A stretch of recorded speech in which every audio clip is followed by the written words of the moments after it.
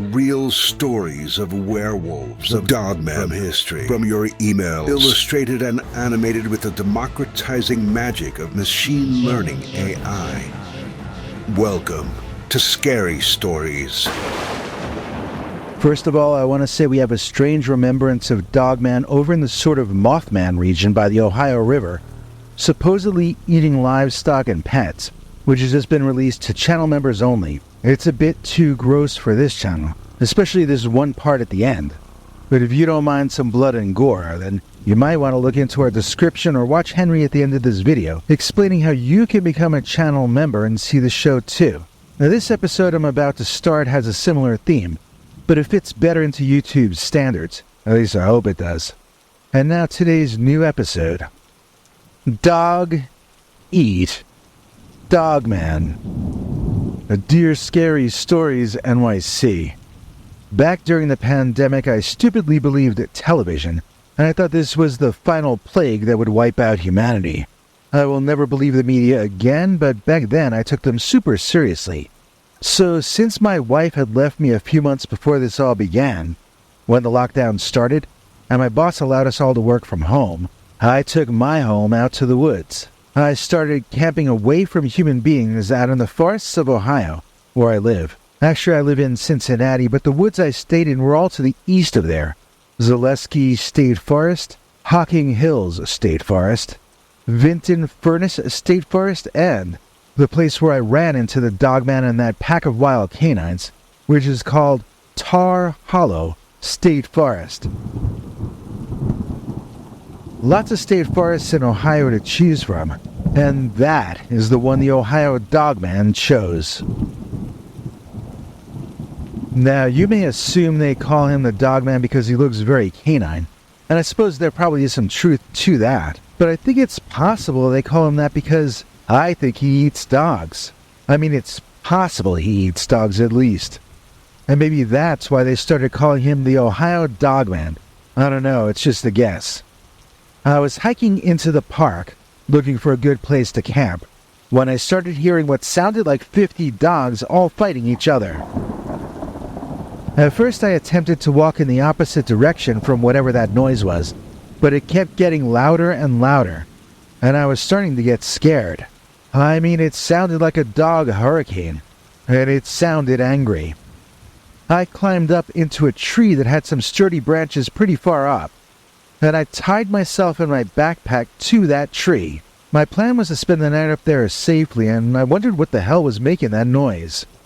From a distance, I began to see what at first looked like a living cloud of smoke. I got goosebumps all over. It was like seeing a war between dozens of ghost dogs. In the center of the moving mass was something taller than the rest of it. My eyes strained to make sense of what was slowly coming into focus down there in front of me, off in the distance. Soon enough, I began to understand that I was seeing a bunch of animals, chaotically and savagely circling around that larger figure, who was doing something, I wasn't sure what. Was he fighting them? Was he leading them? Was he a very large man, as I first thought? Or might he have been a bear walking upright on his hind limbs? Could I be looking at a Bigfoot, being surrounded by savage dogs? That made sense to me briefly, but the head shape of the large creature was more like a bear. But it was a bear with pointed ears. A bear with pointed ears isn't a bear anymore though, is it?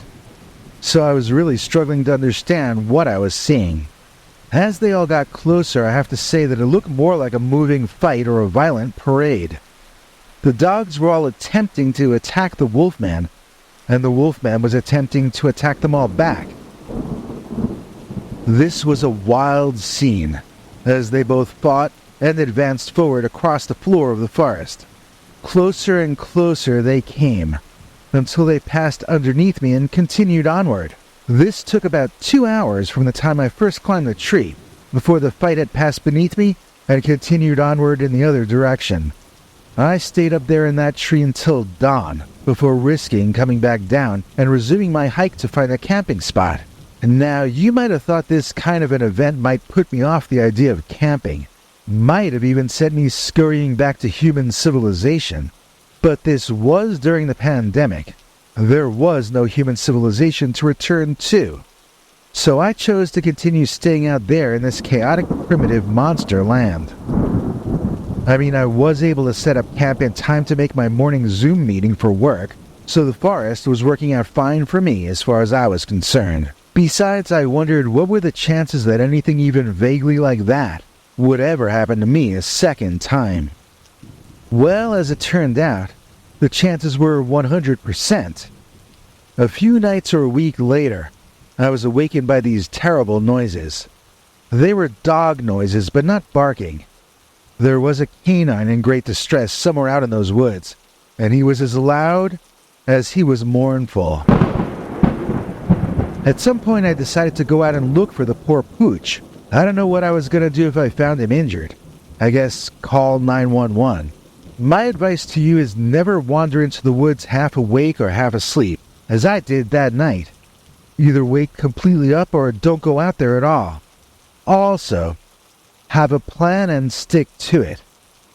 I had no plan. I was just out on an exploratory mission, looking for the dog that was making those noises, assuming I was correct in that it was in fact a dog. None of that was a good reason to be doing what I was doing, especially not in the way I was doing it. For instance, I had a flashlight with me, but I kept it off. I was afraid of giving away my position. It was like I hadn't made up my mind what I was doing or why I was doing it.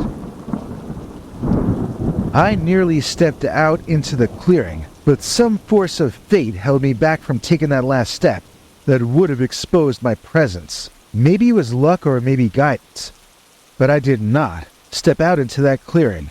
Instead, I stopped and I listened, and I could swear I heard the sounds of someone eating something. I wanted to turn my flashlight on and shine it in the direction of the sound, but fortunately I did not do that, choosing instead to hide behind the bushes and quietly maneuver into a position where I could get a better view of whatever it was over there. I eventually saw the silhouette of that bear-like dogman. I mean the one which had been surrounded by the dogs the last time I saw him.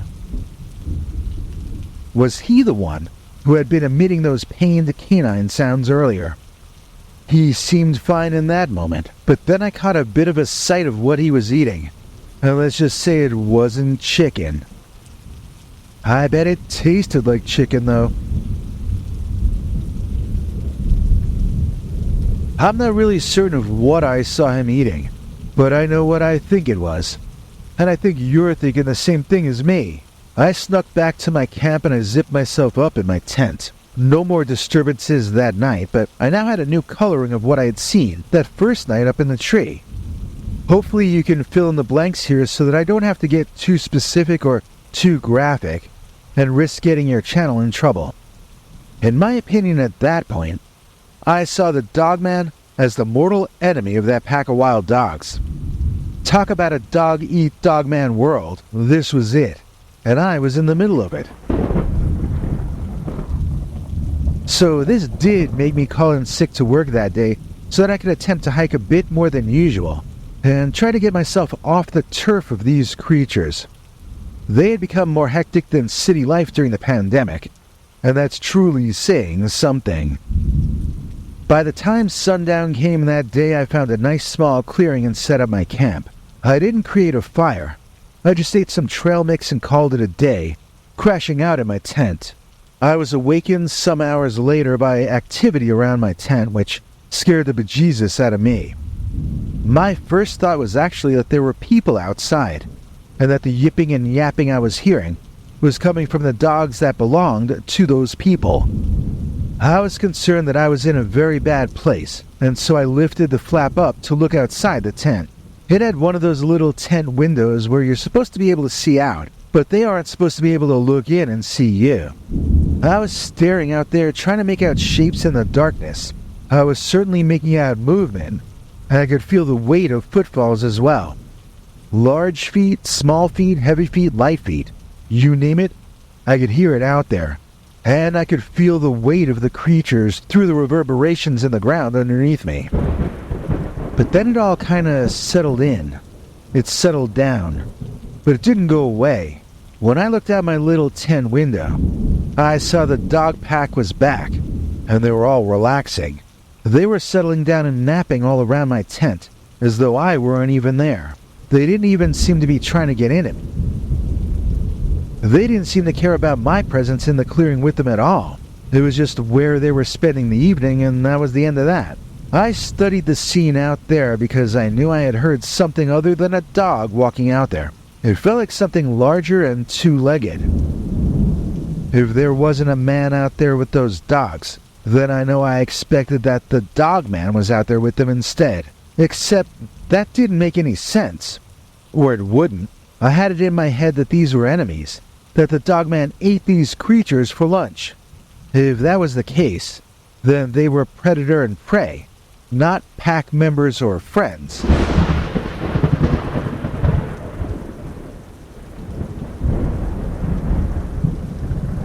So it wouldn't make the slightest bit of sense if the Dogmen were out there, but it had to have been something that I heard.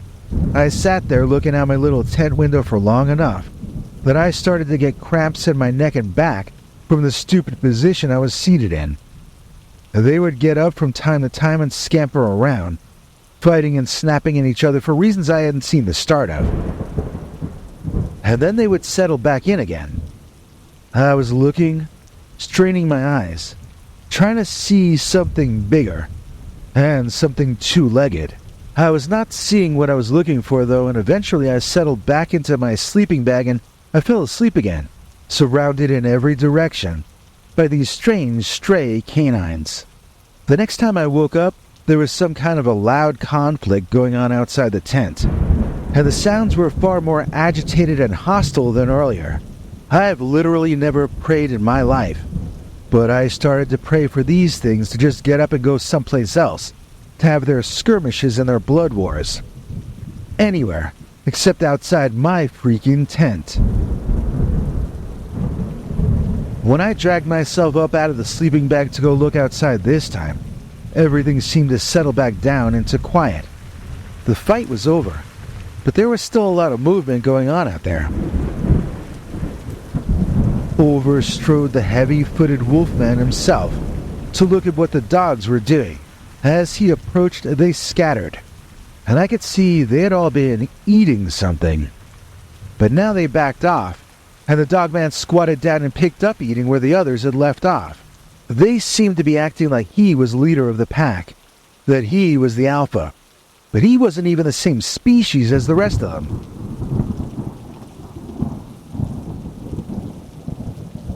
This was something that looked more like a hairy caveman than anything else, but the canine head seemed to indicate that it must have been some kind of a mutant dog, more likely than a mutant human. I think it was a dog or wolf that evolved to walk upright. I don't think it was a human who evolved to be furry. I also never got a clear look at what they were eating that night. Do dogs ever eat other dogs? Because I kind of got the impression this was not an animal one of them caught. I got the vibe this animal was done in during a violent argument, and then he became food. But maybe it was a bobcat that got too close to camp. I didn't get a good enough look to really know for certain. When the dogs left at sunrise, I packed up fast and blew out of there. The kill scene was so picked clean that I couldn't even tell what it had once been. I literally couldn't tell, so I decided to just not look at it. Now, I made friends a couple years back with a guy who I will call Jeffrey. Jeff also claims to have seen Dogman running around with a pack of dogs. These are dark dogs, all of a uniform dark color, but honestly they seemed to be mixed races of dogs all running together. How they could all have different body shapes and sizes, but all be that one dark coal black color, I do not know. Maybe they were just filthy and I was seeing dirt and grime, not their natural fur color. In either case, Jeffrey told me that he had seen the same thing that I saw, although he saw it down in West Virginia, not up here in Ohio. Either this is a more common thing than we might have expected, or else this could have possibly just been that same pack of dogs and Dogman. Jeffrey is convinced that they stick together to hunt, but that they are cannibals as well. The way he described it was that the dogs are a pack, and the Dogman is their farmer. Sure, he'll feed and take care of them for the most part. But once in a while, when no other food was available, that Dogman would munch out on one of the pack dogs. If Jeffrey's theory had any validity to it, then the Dogman might be more like us humans than we might want to accept. I asked Jeff why dogs would stick around another creature if he was eating them off one by one. Jeff laughed and told me I don't understand dogs. He felt you need to understand dogs in life, and once you do, then you 80% understand humans as well. Why? Because we are also pack animals, and we will also vote to have someone as our leader, who will then proceed to eat us alive. Well, when he put it that way, I found it hard to argue. The world truly is Dog Eat Dogman.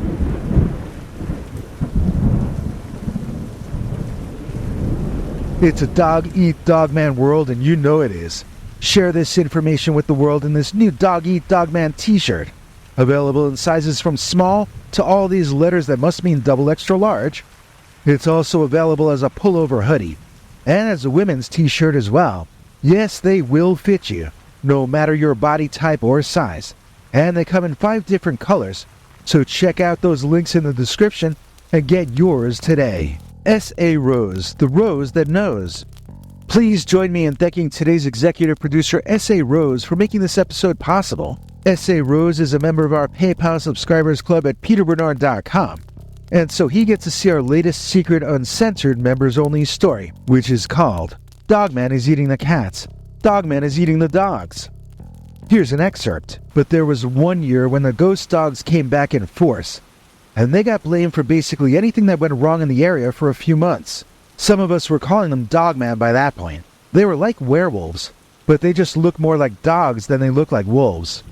The 80s encounters were accompanied by some missing animals and one missing hiker as well, but I don't actually know if those were related or unrelated.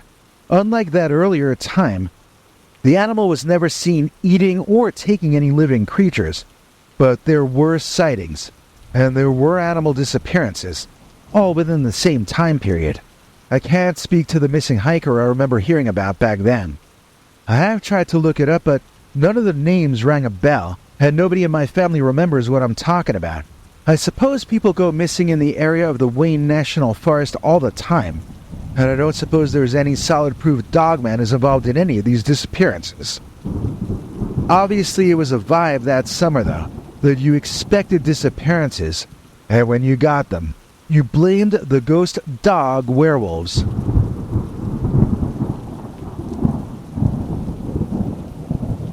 To hear the rest, check out the links in the description and become a channel member like S.A. Rose. Here to explain the deets is our international TV spokesmongrel, Henry Lee Dogman.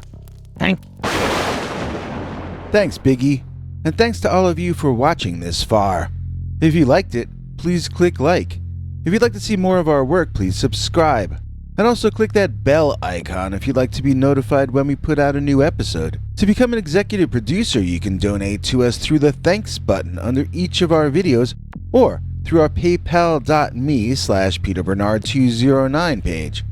To receive cool perks like secret uncensored Dogman episodes far too wild to ever run on this channel, you can become a YouTube channel member by clicking the join button, or join our PayPal subscribers club at peterbernard.com. Joining either at the $3 a month level or above gets you access to our over 25 hours of secret uncensored Dogman stories available nowhere else. Do you have a scary story about Dogman or some other kind of high strangeness that happened to you? Let us know by emailing us at scarystoriesnyc@gmail.com or by leaving us a voicemail message at 804-LA-SCARY.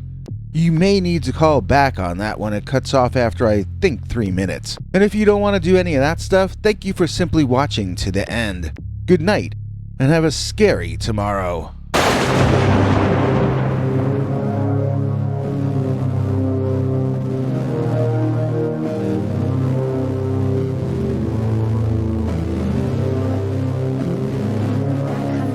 Come back for more scary stories.